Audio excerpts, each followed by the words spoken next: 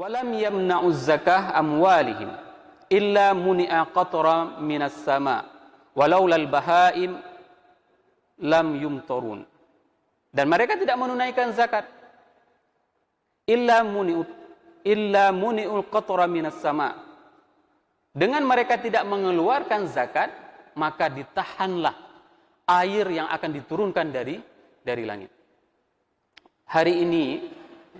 Hari ini banyak di antara kita, bahkan permasalahan seperti ini terjadi di kalangan akademisi tersendiri. Di saat kita mengatakan bahwasanya zakat itu wajib bagi para dosen, ada yang memprotesnya. Ada yang protes, tidak ada wajib zakat pada dosen, tidak ada wajib zakat pada profesi, karena itu tidak disebutkan dulu, semacam berbagai macam alasan. Itu dikeluarkan agar apa? Agar mereka tidak mau mengeluarkan zakat.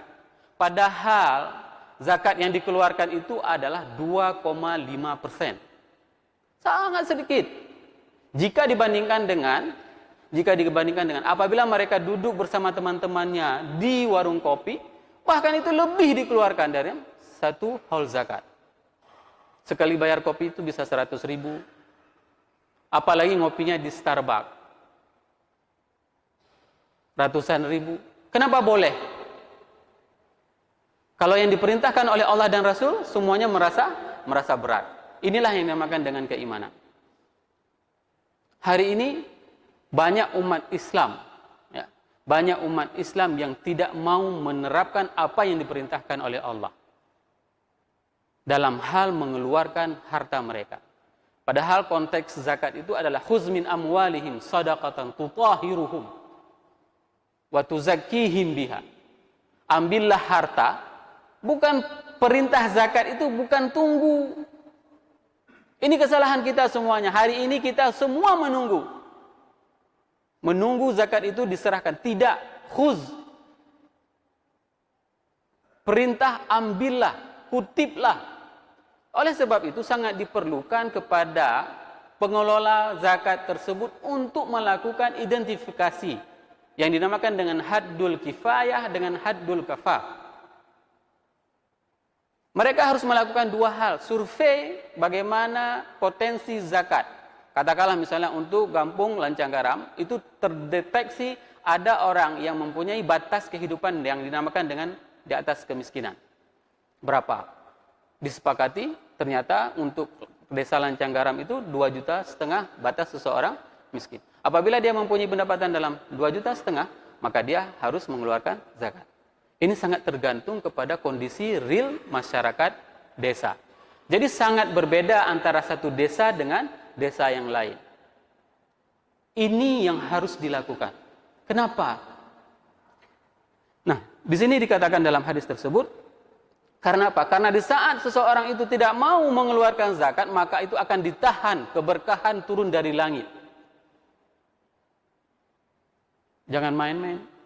Keberkahan dari langit itu tidak akan diturunkan. Kecuali sampai sini dikatakan. Laulal bahaim lam yamtarun.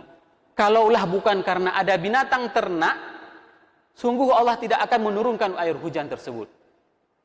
Bukan karena sayang terhadap kita, akan tetapi karena ada makhluk-makhluk lain yang membutuhkan kepada air hujan, maka diturunkanlah air hujan tersebut.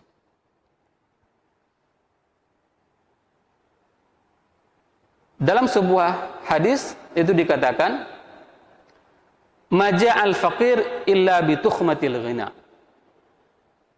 Orang-orang fakir itu, orang-orang miskin, orang-orang fakir itu tidak akan pernah kelaparan kecuali karena kerakusan orang-orang kaya.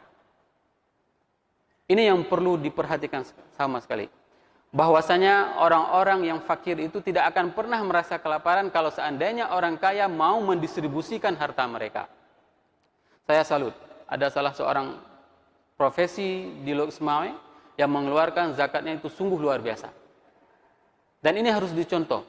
Sehingga teman-temannya mengatakan, kalau mau melihat bagaimana pola sedekah orang Pulan, itu jor-joran dia bersedekah. Luar biasa sedekahnya. Berapa perlu misalnya? 100 juta dia sedekah 100 juta. Berapa perlu? 200 juta dia sedekah. Jor-joran. Ya. Ini yang harus diikuti. Kenapa? Karena prinsipnya harta itu akan dibawa sampai mati apabila kita menafkahkan di jalan Allah.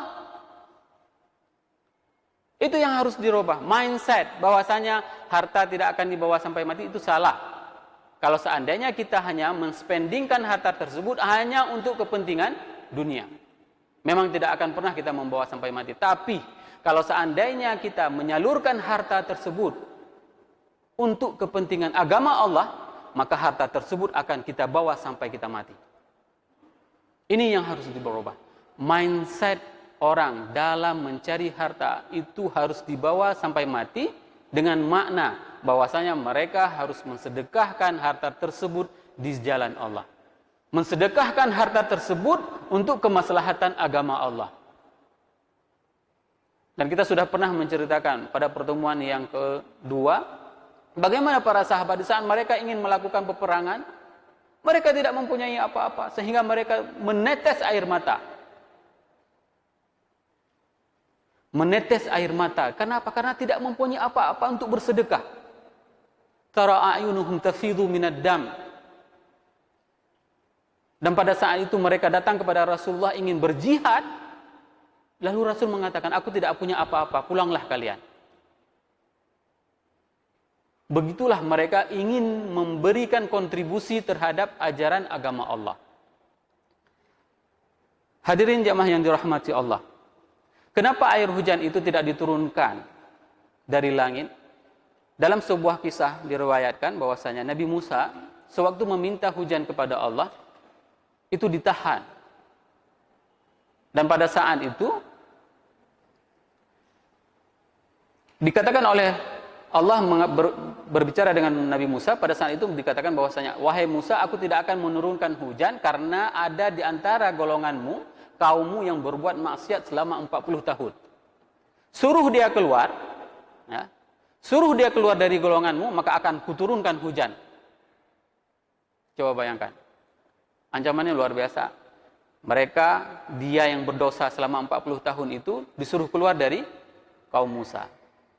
Lalu Musa mengatakan kepada kaumnya, setelah mereka sesat sekian lama, tidak ada air di hujan, pada saat itu dikatakan oleh Musa, wahai kaumku, Allah tidak akan menurunkan hujan kepada kalian sehingga orang yang melakukan dosa selama 40 tahun keluar dari golongan ini. Pada saat itu, sekali dibuat pengumuman nggak ada yang keluar, dua kali nggak ada, semuanya tertunduk. Pada saat itu dia mengatakan, qala rabbi asaituka arba'ina sanah wa satartani. Itu kata orang yang berdosa tersebut. Wahai Tuhanku, aku berdosa, aku berbuat maksiat selama 40 tahun. Wasatartani, dan engkau menutupi. Engkau menutupi segala dosaku tersebut, engkau tidak membuka aibku itu kepada orang semuanya. Sehingga tidak ada orang yang tahu aku melakukan dosa selama 40 tahun. Afatadhanil yawm? Apakah engkau akan membuka aibku hari ini? Itu pernyataan dari si yang berbuat dosa. Maka dia meminta, wahai Tuhanku, ampuni aku dan jangan engkau buka aibku di depan mereka semuanya. Pada saat itu tidak ada orang yang keluar, tidak ada orang yang keluar, tiba-tiba air hujan turun dengan derasnya dari langit. Dan terkejut Nabi Musa. Pada saat itu ditanyakan, wahai Allah, kenapa engkau menurunkan hujan padahal tidak ada orang yang keluar dari golonganku? Pada saat itu Allah menjawab bahwasanya dia telah bertaubat. Dan Nabi Musa mengatakan kepada Allah, tunjukkan kepadaku siapa orangnya agar aku bisa belajar. Kai ata'allama minhu. Bagaimana adabnya? Kasih tahu yang mana orangnya biar aku mau tanya sama dia apa yang dia lakukan sehingga dia bisa diterima taubatnya.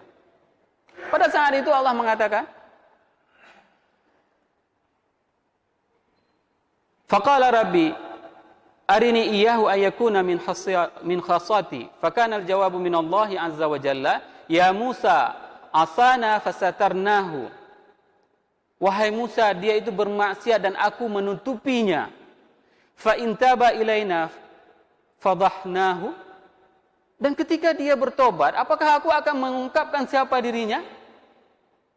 Coba bayangkan, berapa banyak kemaksiatan yang dilakukan oleh manusia hari ini, tapi Allah tidak memalukan kita. Allah masih memberikan kesempatan kepada kita untuk bisa beribadah kepadanya.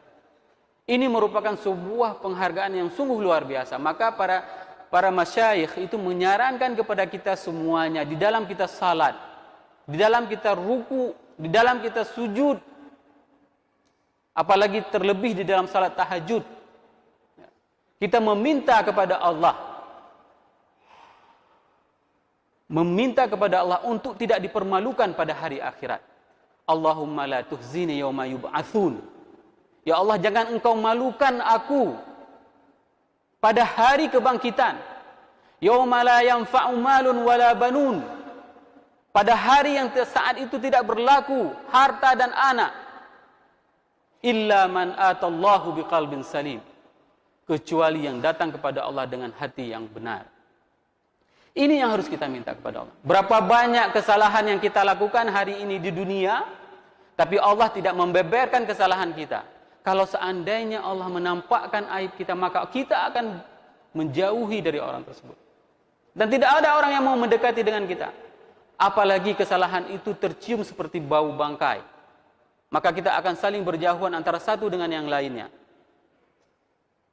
Ini menunjukkan bagaimana kasih sayang Allah kepada hambanya.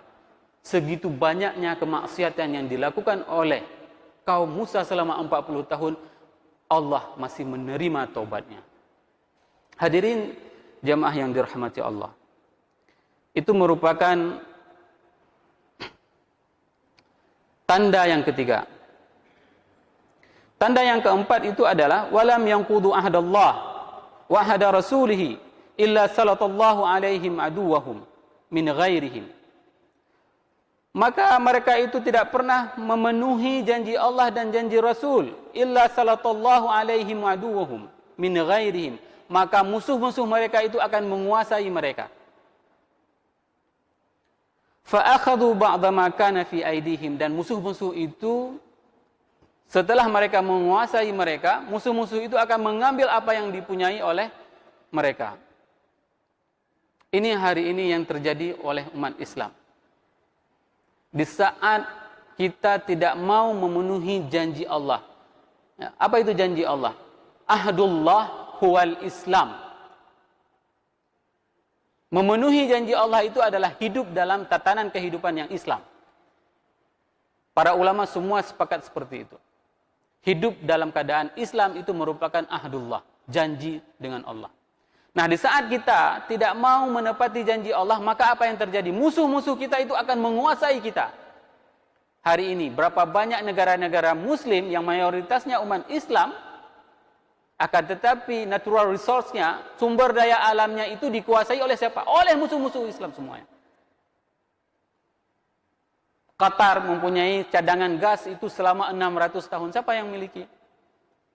Arab Saudi, Aceh. Siapa yang explore? Exxon Mobil, Mobil Oil, PHI. Semua siapa yang mengeksplornya? Ini yang dikatakan oleh hadis Rasulullah SAW. Fa'akhadhu ba'da ma kana fi aidihim. Maka musuh-musuh mereka itu akan mengambil apa yang mereka miliki. Kenapa? Karena kita tidak mau menerapkan apa yang diperintahkan oleh Allah dan Rasul. Ini merupakan sebuah konsekuensi yang sangat mahal yang harus kita bayar. Kita mempunyai segalanya. Kita punya gunung, akan tetapi gunung itu sudah digadaikan. Kita punya laut, laut itu sudah dijual. Kita punya pulau, semuanya sudah digadaikan. Ini dikarenakan kita tidak mau menerapkan apa yang diperintahkan oleh Allah dan Rasul. Kita tidak mau hidup dalam keadaan Islam. Dan mukmin itu tidak pernah kuat selama mereka tidak hidup dalam perintah Allah dan Rasul. Ini yang harus direnungi semuanya. Umar itu menasihatkan kepada para sahabat-sahabatnya, kepada pejuang-pejuangnya. Umar mengatakan bahwasanya dulu kita sebelum datang Islam kita itu hina dina. Hina dina. Bayangkan patung sudah dibuat sendiri, setelah itu disembah, setelah itu dimakan. Begitulah hinanya. Sehingga pada saat itu Rasul menanyakan, apakah kalian tidak punya akal? Ada akal wahai Rasul, akan tetapi hidayah itu tidak diberikan. Begitulah hina kehidupan di saat mereka sebelum berislam. Fa'azzallahu al-Islam. Maka Allah meninggikan dikarenakan mereka menerapkan Islam. Apa yang terjadi? Futuhul Islam, pembebasan Islam itu semua terjadi pada saat orang-orang ini komitmen semuanya. Bayangkan, Futuhul Mas. Mesir itu dibebaskan. Bagaimana ketaatan para sahabat ini dalam memperjuangkan Mesir sehingga Mesir itu bisa dibebaskan. Dalam beberapa hari Mesir itu tidak bisa ditaklukkan. Evaluasi. Setelah dievaluasi ternyata apa kekurangannya para mujahidin ini sehingga mereka tidak bisa menaklukkan Mesir. Siapa yang tidak melakukan salat tahajud? Semua ada. Amal apa yang tidak dilakukan? Semua ada. Ternyata para sahabat itu tidak bersiwak. Hanya gara-gara mereka tidak bersiwak, maka mereka gagal dalam melakukan futuhul mas. Coba bayangkan. Hari ini berapa banyak di antara kita yang memang lupa sikat gigi. Igo kakuneng. Yang pegah dalam urung Islam, ikut sunnah Rasul. Pegahlah umat Nabi Muhammad, tapi tidak mencirikan ciri khas dari umat Nabi Muhammad. Mereka, di saat mereka lupa siwak, maka mereka konsekuensinya sangat besar bagi para sahabat. Ini yang dilakukan, ini yang diterapkan. Kenapa? Karena Islam itu tidak akan pernah kuat, orang mukmin itu tidak akan pernah kuat kalau seandainya mereka itu bermaksiat kepada Allah. Dan itu yang dikatakan. Kenapa kita bisa kuat? Dikarenakan kita taat kepada Allah dan musuh kita bermaksiat kepada Allah. InsyaAllah kita akan sambung satu lagi nanti kesempatan yang akan datang. Subhanakallahumma wa bihamdika asyhadu an la ilaha illa anta astaghfiruka wa atubu ilaik. Wassalamualaikum warahmatullahi wabarakatuh.